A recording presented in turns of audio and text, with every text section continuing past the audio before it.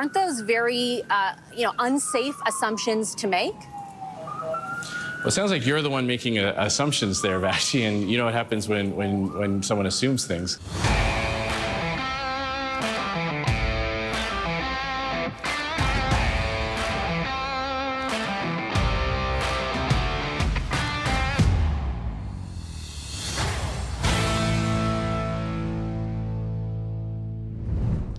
The Conservative Caucus met yesterday where they discussed a multitude of issues, including who will be the interim leader in the House of Commons. That leader, as expected, was chosen to be Andrew Scheer, who met with Vassey Kapelos to discuss the fallout of the election. The problem is that Vassey couldn't seem to ask more than one question, no matter how many times Andrew Scheer tried to answer it. Let's take a look. Hi, Mr. Scheer. Good to see you. Thank you for making the time. Thank you very much. So I just had a producer text me who's out there waiting, saying that she believes you are the sort of leader in the House of Commons now that decision was taken in caucus. Can you confirm if that is the case and just sort of describe what your role will be? Sure, I can confirm that our caucus has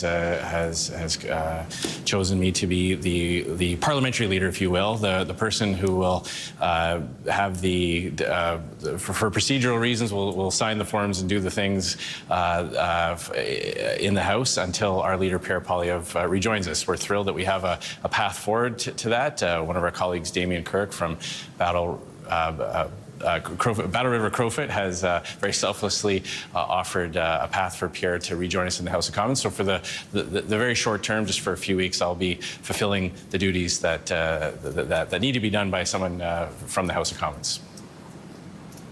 So do I take from that you anticipate Mr. Poilievre will be back in the House of Commons come fall? And in the interim, does that mean you're officially the leader of the opposition in the House of Commons? And will you do things like, for example, occupy Stornoway, the official residence for the official opposition leader? We have a leader of the party, and we expect that Mr. Carney will be true to his word. He has promised to call a by-election quickly so that Pierre can rejoin us in the House and lead us from the chamber.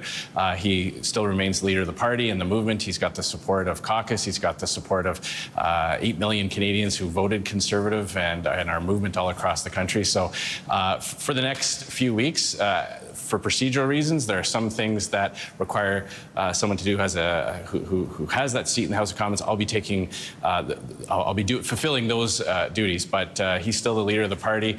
As to other things, these are early minutes after our caucus concludes, so I might not have all the answers you might be looking for, but going forward, I can tell you that we're in good spirits. We had a good discussion, and there's definitely going to be a lot of excitement when Pierre rejoins us in the chamber and again leads us from the House. Okay, so a couple things here. They needed to appoint an interim leader so that you have somebody who is acting as the official leader of the opposition, but there's also designated forms that need to be signed. They need to be part of the swearing-in process of the other MPs for the Conservative Party, and there's many other administrative reasons why they actually need somebody. So this is why they're designating Andrew Scheer as the interim leader. This is nothing to be concerned about. They had to do this. Well, and I think he's a wise pick because he's done this job before, so he knows what is expected of him. And also, he's a procedural guru, so Andrew knows absolutely everything there is to know about procedure. And, this allows Pierre to do what he needs to do. You have an experienced, person that has led the party before, so there's not really going to be a ramping up period. You're not going to be giving it to somebody who's not really sure what's expected to them. This is a natural fit, and one of the benefits of actually having a former party leader as Pierre Poilievre's right hand. And I think this is going to be in stark contrast to what the NDP are going to have to do, because they are also selecting an interim leader who I don't believe is going to have been leader before. No, that would be MP-elect Don Davies out of British Columbia. To my knowledge, he has never been leader of the NDP, which I think is a safe bet because it's essentially Tom Mulcair, Jack Layton, and Jagmeet Singh are the only three that come to mind in recent years. So it's going to be very, very different for Don Davies being the interim leader while they elect a new one, which will most likely happen in the fall, maybe. It depends on how long their leadership race is going to take. How certain, Mr. Scheer, are you of the level of support from Caucus for Mr. Poilievre? My understanding is that Caucus voted, for example, to adopt the Reform Act, which means the possibility exists of a leadership vote or a leadership review vote in Caucus. Is that not the opposite of saying wholeheartedly you support Mr. Poilievre collectively? No, I'll let our caucus chair speak to formal decisions of caucus that are mandated by various pieces of legislation. But I can tell you, without a shadow of a doubt, that our team is united. Our caucus stands behind our leader, Pierre Poilievre.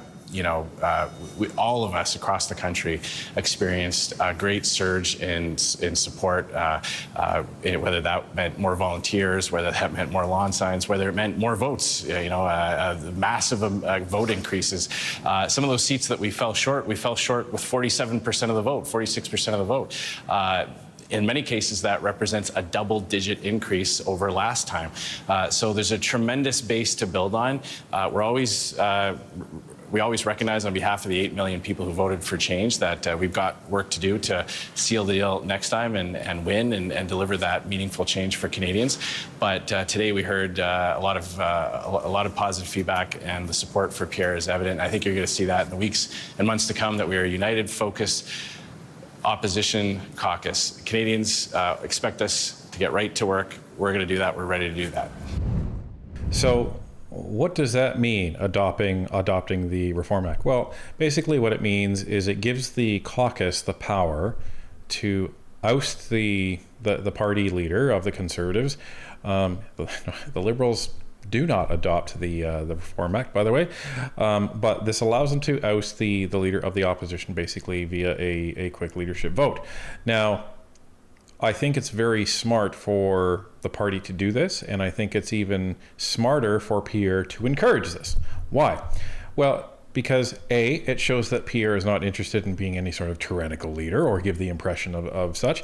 And I think by saying, okay, caucus, go ahead, I'm open to a leadership review right now, it actually shows that he's not afraid of a leadership review. And it puts this question of whether or not the party has confidence in him or not to bed very, very quickly. Oh, absolutely. And I think we've been seeing it on social media the past, week and a half, that you have all these MPs, Andrew Scheer included, coming out and saying, I support Pierre Poilievre to stay on as leader. I stand behind him 100%. Another one that I had seen was Shannon Stubbs. I want to say Stephanie Kuzy. There's been so many of them. I can't remember them all off the top of my head, but I know those ones for sure. And it's a good chance for the party to kind of rally around Pierre and say, listen, we didn't make it over the finish line, but we're going to stand strong together and we're going to get it next time. Well, and think of it this way, right? And this is what Andrew Scheer and some of the other Conservative MPs, including Pierre, has been saying. What was the net result of Pierre's leadership? He got Jagmeet Singh to resign. He got Justin Trudeau to resign. He forced out the carbon tax without even, laying a piece of legislation. He completely decimated the NDP party, and they ended up increasing the percentage of their vote by over 9%. And that's even more significant because the population grew over that amount of time as well. So you have that. They increased their seat count by, almost 20%. Right. They're the largest official opposition party in this country's history. And in virtually any other election in the last 20 years, this would have resulted in a large majority government for the Conservatives, if not for the complete collapse of the NDP due to the incompetence of Jagmeet Singh. And the Green Party. I mean, they were admitting to pulling candidates in Liberal strongholds so that the Liberals could win, so that they wouldn't split the vote. So this is why, I think they're willing to give Pierre Poilievre another kick at the can and essentially say, well, we've seen a net gain in support. We've seen a net gain in seats. We gained more seats than the Liberals did over the last election. So it makes sense to give him another kick at the can. And you know, what we've heard on a personal level and what we've experienced too, but more what we've heard, because we're not in caucus, obviously, is that Pierre is a fantastic leader, that he listens to the MPs, that he doesn't just brush them off. He doesn't think that he's better than them. He doesn't walk into the room and just expect everybody to praise him, that he really is a good leader. Now, this is where the interview takes a bit of a bizarre turn, but ends up going completely straight, because the question keeps being asked. Respectfully, Mr. Scheer, are you sure, though, that Mr. Poilievre wasn't part of the problem? And isn't that evidenced by his, more than 4,000 vote loss in a riding that he held for 2 decades? If, in fact, Caucus was so unified in their support and endorsement of Mr. Poilievre, wouldn't they not be moving forward with the Reform Act and a potential leadership vote among Caucus? Like, how does that add up?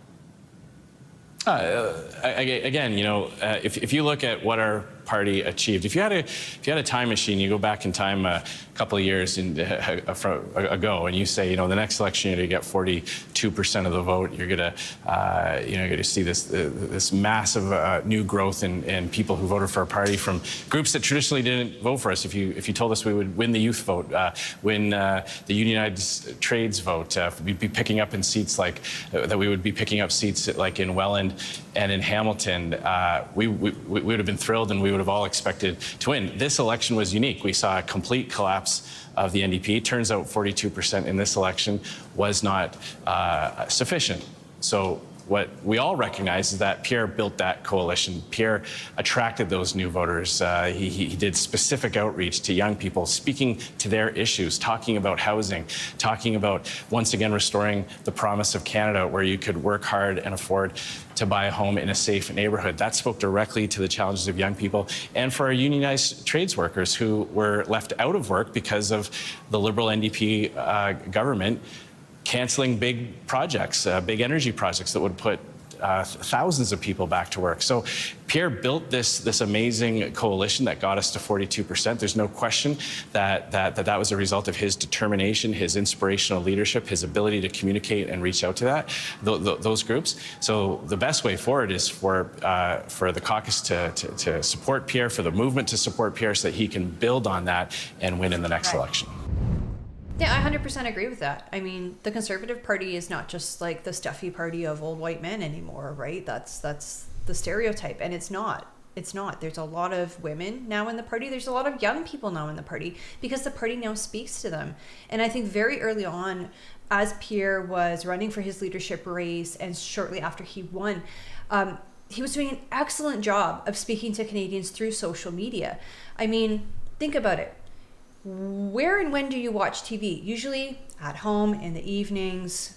Maybe you're kind of trying to relax on the couch. Maybe you do catch a news service, and maybe you see a politician on the screen, and that's when you watch, maybe for an hour, let's say. But you've got your phone in your hand pretty much all the time. So the Conservatives early on were really good at meeting Canadians where they were, on their phones, on their tablets, on their computers. Well, and here's the other thing. If there's a lot of Canadians out there like us, and the data shows that there are, we actually haven't had cable TV in over 15 years. So we've literally not had TV in our home. We'll have some Netflix, we'll have some of the other subscription services, but that's it. Yeah, I think the first time I saw like a television commercial was a few years ago when we had gone to your aunt's place. Or your parents. Like, yeah, that's or my parents. That's it. So that's it. Like, I don't think you find many people in our generation who have a subscription to a cable service. Well, and you see it in the pricing plans of the major providers. They actually give you a discount. So it's cheaper for you to include television with internet and phone than to exclude it. So they're just essentially giving that service away, because they're hoping you're going to take that service, and then they're going to give you a tiny amount of channels, but you want to watch, your favorite sports team, or you want to watch, this specialty channel. Well, now you got to pay us a lot more money for that. Well, Canadians are done with that. They're absolutely done. And this is where politicians have to meet Canadians where they are, as Tanya said. This is the way of the future. Now, the odd thing is that Vassey says, well, are you sure Caucus supports Pierre because he lost his riding by 4,000 votes? Well, Caucus is over here, his riding is over here, so that really doesn't square. But anyhow, sounds like Andrew Scheer answered the question. The next question should be, okay, so then, you say you're ready to move forward. How are you going to do that? That would be the natural next question I would expect, but it's not. Doesn't that, though, again, with respect, Mr. Scheer, ignore the fact that your party lost? And doesn't it also assume that things will remain static, that Canadians will be as unhappy as they were with the Liberals over their 10-year record, that Mr. Carney will be as unpopular as Mr. Trudeau was? Aren't those very, unsafe assumptions to make? Well, it sounds like you're the one making assumptions there, Vassey, and you know what happens when someone assumes things. We all recognize that we didn't win, and we all recognize that changes need to be made. There's no denying that, and you won't hear that from myself, you won't hear that from Pierre, you won't hear that from anybody involved in the campaign. Clearly, no one is suggesting, nor have I in this interview or in previous ones, suggesting that we can just copy and paste what we did this time, next time, and hope to win. What I'm saying is that we all recognize how we got from 33, 34% in the last election to 42% in this election. And that was Pierre Poilievre. That was Pierre Poilievre's vision to develop a platform in consultation with Caucus, based directly on the stories he's heard from individual Canadians who are suffering under the Liberal policies. He put that platform together. He put forward a communications plan to articulate what conservatism would do for hardworking Canadians. And that's what took us up to 42%. So that's what my message is. We all recognize that Pierre got us to this point and that he is the one that can take us to the next level, get those missing 3, 4, 5% that we need. Now, if we are living in a new reality where the NDP have completely collapsed, we don't know what that means. We don't know where they'll go in the future. So no one is counting on a resurgence next time. We are dealing potentially with a new reality. We've got to figure that out. So one of the things that I'm confident is that we're going to take the time to do that. Pour through the data, actually look at results and compare them to previous elections and see, okay, here's where we saw growth, here's where we maybe missed an opportunity. How do we address that without losing the people that we've brought on board? That is going to take some time, but it's going to be done with people who have our party's best interests at heart, who have the best interests of Canadians at heart. And when we're finished that process, I'm very confident that Pierre is going to be able to chart the course in the next campaign that will finish the job. So nice little burn that he inserted in there. He's like, well, it sounds like you're the one making an assumption, Vassey. And you know what they say about people who assume. Yeah, we all know that saying. Yeah. And if you're a teenager walking this, ask your parents. So, but this is the thing. This isn't the first interview that Andrew Scheer has done with Vassey Kapelos since the election loss. And in the last election, or in the last interview, all Vassey kept saying was, well, but you lost, but you lost, but you lost. Well, because I think it's almost incredulous, perhaps, to her that, okay, in 2015, you had an election, Stephen Harper lost, and he stepped down as leader. In 2019, we had another election, and Andrew Scheer was the leader, and he lost and is no longer leader. I mean, he's interim leader today, but he's not the leader. And then we have... in 2021, it was Aaron O'Toole who had lost that election and stepped down, and he's no longer a member of Parliament either. He had resigned his seat, I think it was last year.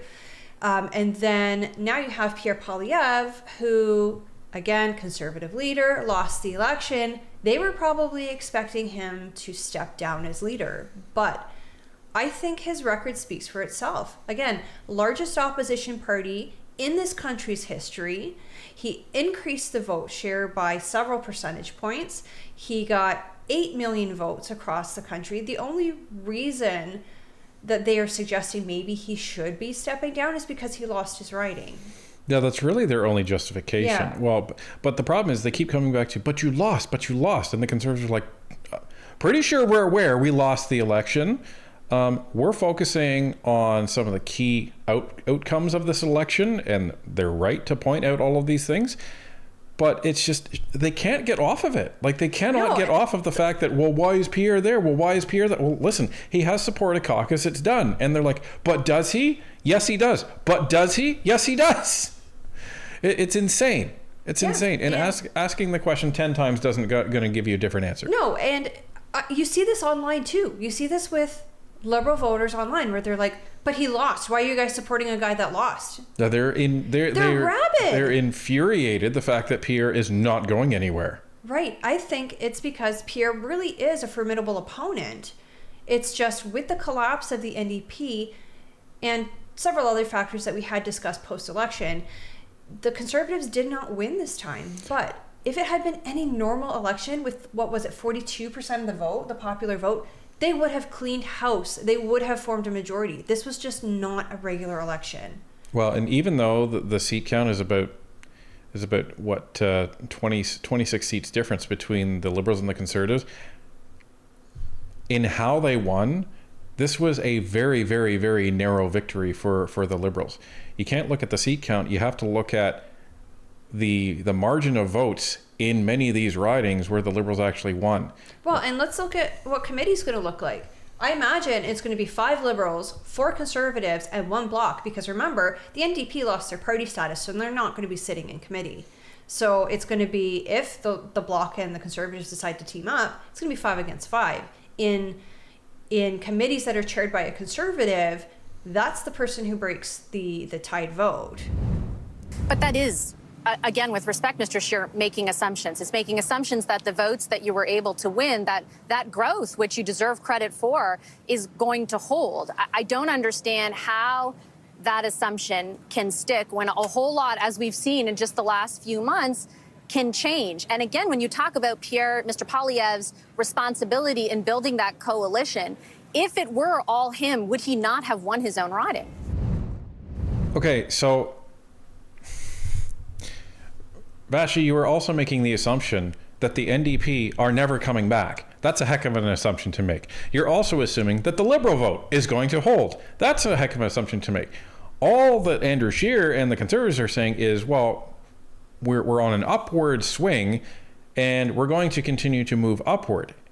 What you're assuming is, A, the Conservatives are going to go down, and B, the NDP are not going to come back, and C, that the Liberals are going to maintain their margins. So you're actually making a lot more assumptions about this in your hypothesis than Andrew Scheer is. But she's not really addressing the reason why Pierre Poilievre may have lost his seat. Now, I don't know if we can say for certain, but when we were in Ottawa, we were speaking with several people who were involved not only in the party, but in the election.